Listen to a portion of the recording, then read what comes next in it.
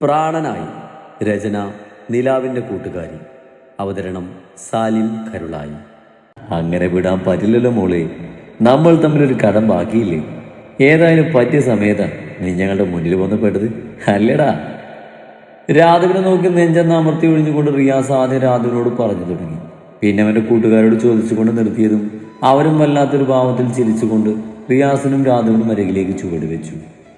അവരുടെ ഉദ്ദേശം നല്ലതല്ലെന്ന് മനസ്സിലാക്കിയ രാധു റിയാസിന്റെ കയ്യിൽ നിന്നും തന്റെ കൈ പിടിക്കാൻ ശ്രമിച്ചതും പറ്റാതെ വന്ന് രാധു കാല് ഉയർത്തി അവന്റെ മാർമ്മ നോക്കി ചവിട്ട് കൊടുത്തു. ആ കിട്ടേണ്ടടുത്ത് ചവിട്ട് കിട്ടിയത് റിയാസ് രാധുവിന്റെ കയ്യിലെ പിടിവിട്ട് റോഡിലേക്ക് കുനിഞ്ഞിരുന്നതും ആ നേരം കൊണ്ട് രാധു വേഗം അവിടുന്ന് എസ്കേപ്പ് അടിച്ചു. ഡേയ്! രാധു ഓടിപ്പോകുന്നത് കണ്ട് ബാക്കിയുള്ളവർ അവരുടെ പിന്നാലെ ഓടി അവളെ വളഞ്ഞു.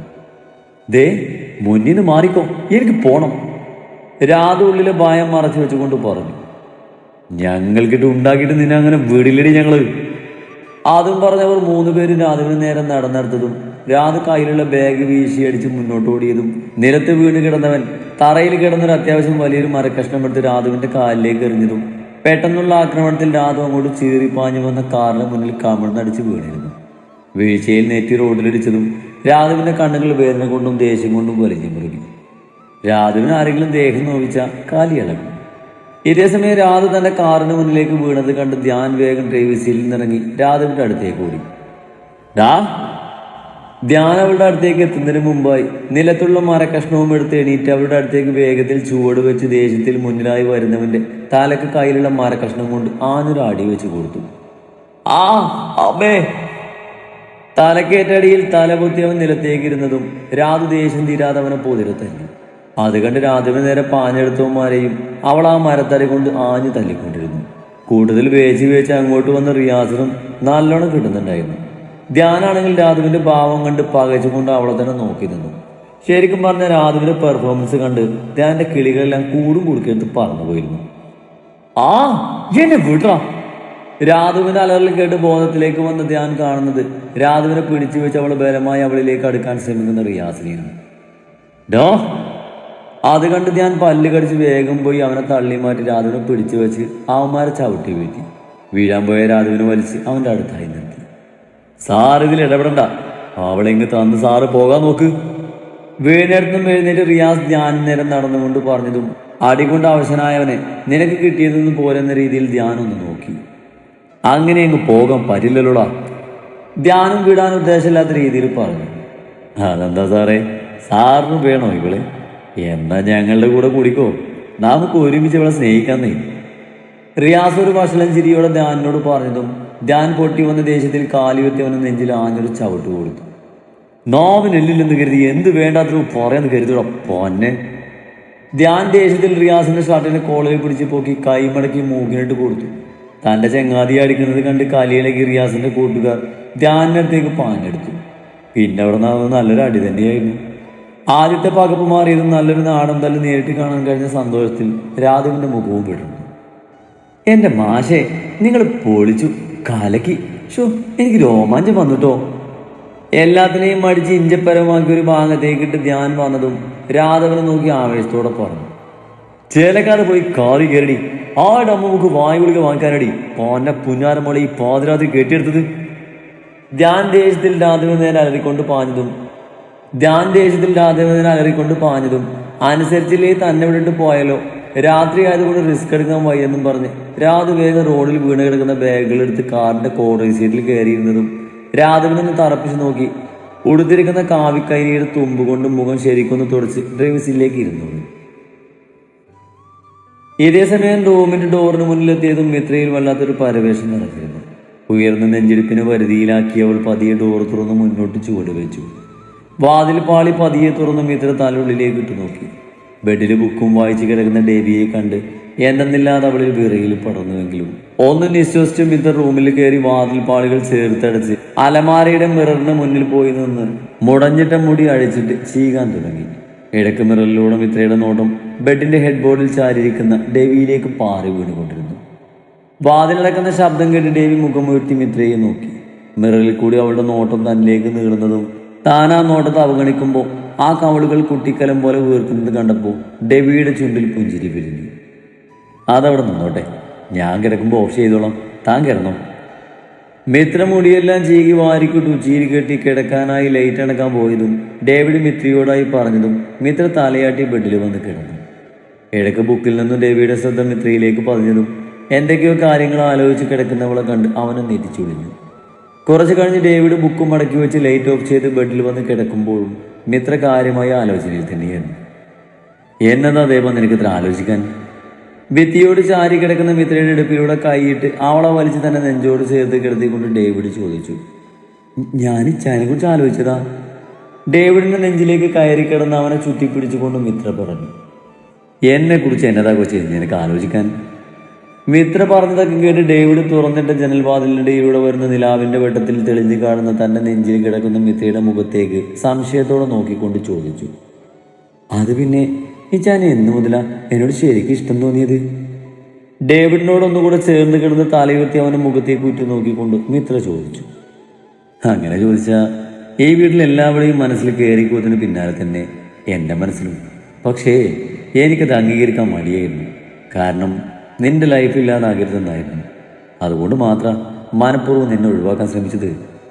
ഡേവിഡ് മിത്രയുടെ നെറ്റിയിലേക്ക് വീണ് കിടക്കുന്ന മുടിയിഴകൾ ചെവിക്ക് പിന്നിലേക്ക് മാടി വെച്ചുകൊണ്ട് പറഞ്ഞു. മനസ്സിലായില്ല, എൻ്റെ ലൈഫ് എങ്ങനെ ഇല്ലാതാകുമെന്നാണ് ഞാൻ ഉദ്ദേശിച്ചത്. മിത്ര ഡേവിഡ് പറഞ്ഞത് കേട്ട് ബെഡിൽ എണീറ്റിരുന്നവനെ രൂക്ഷമായി നോക്കിക്കൊണ്ട് ചോദിച്ചു. അത് പിന്നെ ദേവ, നീ വളർന്നതുപോലെയുള്ള സാഹചര്യമല്ലേ ഇവിടെ. എല്ലാ സുഖ സൗകര്യങ്ങളിലും ജീവിച്ച് നിനക്കിപ്പോൾ ഈ വീട്ടിലെ സാഹചര്യമായിട്ട് പൊരുത്തപ്പെടാൻ നല്ല ബുദ്ധിമുട്ടുണ്ടെന്ന് എനിക്കറിയാം. ഡേവിഡ് പറഞ്ഞത് കേട്ടതും മിത്രയുടെ മുഖവും മൂക്കിനും മുമ്പെല്ലാം ദേഷ്യം കൊണ്ട് ചുവന്നു. എന്ത് ബുദ്ധിമുട്ട്? എനിക്കിവിടെ എന്ത് ബുദ്ധിമുട്ടാണെന്ന് അയച്ചാൽ ഞാൻ പറഞ്ഞു വരുന്നത്? പറയാൻ. മിത്ര ഡേവിഡിന്റെ മുഖത്തേക്ക് നോക്കി ദേഷ്യത്തിൽ ചോദിച്ചു. ദേവ, നിന്റെ ഇപ്പോഴത്തെ ഈ തോന്നലെല്ലാം പ്രായത്തിൻ്റെതായിക്കൂടെ? കുറച്ച് കഴിയുമ്പോൾ നിനക്ക് തിരഞ്ഞെടുത്ത ഈ ജീവിതം ഒരു അബദ്ധമായി. ഡേവിഡ് ബാക്കി പറയുന്നതിന് മുമ്പായി മിത്ര ഡേവിഡിന്റെ കവളിൽ പല്ലുകൾ ശക്തിയിലാഴ്ത്തിയതും ഡേവി വേദനയെടുത്ത് ഒച്ച വെച്ചതും മിത്ര കൈകൊണ്ട് അവന്റെ വാ കുത്തിപ്പിടിച്ചു. നിങ്ങൾ എന്നെ ഇത്രയും മനസ്സിലാക്കിയിട്ടുള്ളൂ അല്ലേ? എങ്ങനെ തോന്നിച്ചായ എന്നോട് ഇങ്ങനെയൊക്കെ പറയാൻ? അത്രയ്ക്ക് ഇഷ്ടമാണ് എനിക്ക് നിങ്ങളെ. ഇച്ചാൻ ഈ കുടുംബം ഇന്നെൻ്റെ ലോകം. ഒരിക്കലും എനിക്ക് ജീവിതം തെറ്റായി തോന്നിയിട്ടില്ല, ഇത് തോന്നുകയില്ല. ബുദ്ധിമുട്ടി ആരും എന്നെ സ്നേഹിക്കണമെന്നില്ല. ഡേവിഡിന്റെ മുഖത്തേക്ക് നോക്കി സങ്കടത്തിൽ അത്രയും പറഞ്ഞ് അവന്റെ വാ മൂടിയ കൈകളെടുത്ത് മാറ്റി കണ്ണിൽ നിന്നും ഒഴുകിയിറങ്ങിയ കണ്ണുനീർ വാശിയോടെ തുടച്ചു മാറ്റി ഡേവിഡിൽ നിന്നും അകന്നു മാറി അവനെതിരായി ഭിത്തിയോട് ചേർന്ന് കിടന്നു. കാറിലിരിക്കുമ്പോഴും രാധവന്റെ കണ്ണുകൾ ഇടയ്ക്കിടയ്ക്ക് ധ്യാനിലെത്തി നിന്നു. മാഷേ, എന്നല്ലേ എങ്ങനെയാ നിങ്ങൾ കറക്റ്റ് സമയത്ത് എത്തിയത്? രാധ ധ്യാനം നോക്കി ഇളിയോട് ചോദിച്ചു. നിന്നെ കാണാതെ പാവ ശോഭേജി ആൻറ്റി പേടിച്ചെൻ്റെ അടുത്തേക്ക് വന്നു. അങ്ങളുടെ വയ്യാത്തതുകൊണ്ട് നിന്നെ തിരക്കി പോകുമെന്ന് ചോദിച്ചു. അങ്ങനെ ഇറങ്ങി പുറപ്പെട്ടതാ. അമ്മയുടെ പ്രായമുള്ള അവർ വന്ന് സഹായം ചോദിക്കുമ്പോൾ എങ്ങനെയാ പറ്റില്ലെന്ന് പറയാ. ഇങ്ങനെയാവൊന്ന് കരുതിയില്ല. ധ്യാൻ ഡ്രൈവിങ്ങിനിടയിൽ കൈ കുടഞ്ഞുകൊണ്ട് പറഞ്ഞതും രാധവന്റെ കണ്ണുകൾ അവന്റെ മുറിഞ്ഞിരിക്കുന്ന കയ്യിൽ പതിഞ്ഞു. ഒരു നിമിഷം അവൾക്കുള്ളിൽ സഹതാപം തോന്നിയെങ്കിലും ധ്യാൻ പറഞ്ഞത് അവളെ ചൊടിപ്പിച്ചിരുന്നു. സ്വന്തം അമ്മയൊന്നല്ലല്ലോ ഇത്രയും സങ്കടം തോന്നാൻ. ആനയോട് പറ്റില്ലെന്ന് പറഞ്ഞ പോരായിരുന്നു. എന്നെ തിരക്കി വരാൻ ഞാൻ ആരോടും പറഞ്ഞിട്ടില്ല. എന്നെ രക്ഷിക്കാനേ എനിക്കറിയാം. ധ്യാൻ പറഞ്ഞത് ഇഷ്ടപ്പെടാതെ രാധ മുച്ചിലോടെ പറഞ്ഞു. ഞാൻ വന്നില്ലെങ്കിൽ കാണായിരുന്നു. നാളത്തെ പോസ്റ്റല്ലേ നീ നിറഞ്ഞു നിൽക്കുമായിരുന്നു. ഇതിനൊക്കെയാണ് ഈ വാടി കൊടുത്ത് അടി വാങ്ങാന്ന് പറയുന്നത്. അന്ന് കോളേജിൽ വെച്ച് ഇവരുമായിട്ട് വഴക്കുണ്ടാക്കേണ്ട വല്ല ആവശ്യമുണ്ടായിരുന്നു. അതുപോലെ തന്നെ ഇന്നും അറിയാൻ പാടില്ല എന്ന് ചോദിക്കാൻ രാധാ. നീ ആരാ? ജാൻസിറാണിയുടെ കൊച്ചുമോളോ? പരിഹസിച്ചുകൊണ്ടുള്ള ധ്യാനിന്റെ ചോദ്യം കേട്ടും രാധവിന്റെ മുഖത്ത് ദേഷ്യം നിറഞ്ഞു. എൻ്റെ ദേഹത്ത് ആരെങ്കിലും നോവിച്ചാൽ എനിക്ക് ദേഷ്യം വരും. പിന്നെ എനിക്ക് കിട്ടിയതിൻ്റെ ഇരട്ടി അവർക്ക് കൊടുത്താലേ എൻ്റെ ദേഷ്യവും വേദനയും മാറും. ധ്യാൻ പറഞ്ഞതിന് മുഖം വീർപ്പിച്ചുകൊണ്ട് മറുപടി നൽകി രാധ പുറത്തേക്ക് നോക്കിയിരുന്നു. വല്ലാത്ത ജന്മം തന്നെ.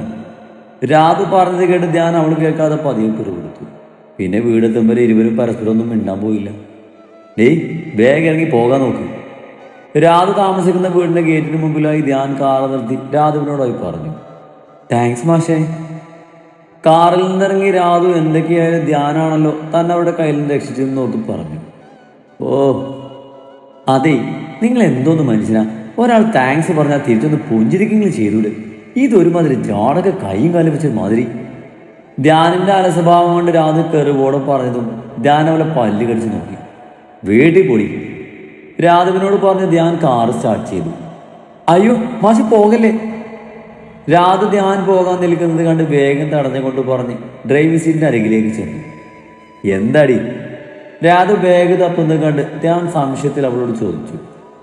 അത് പിന്നെ മാഷെ, അടുത്ത മാസം എൻ്റെ കല്യാണം. എൻ്റെ ഫസ്റ്റ് ക്ഷണം മാഷിനാണ്, മറക്കാതെ വരണേ. രാധ കയ്യിലുള്ള ഇൻവിറ്റേഷൻ കാർഡ് ധ്യാനം നേരെ നീട്ടിക്കൊണ്ട് പറഞ്ഞതും ധ്യാനൊന്ന് മോളി കാർഡ് വാങ്ങി കപ്പ് ഹോട്ടലിലേക്ക് ഇട്ടു. അതെ മാഷെ, അറ്റ്ലീസ്റ്റ് ഒരു കൺഗ്രാറ്റ്സെങ്കിലും പറയായിരുന്നു. ഇത്രയും ചാട നല്ലതല്ലോ.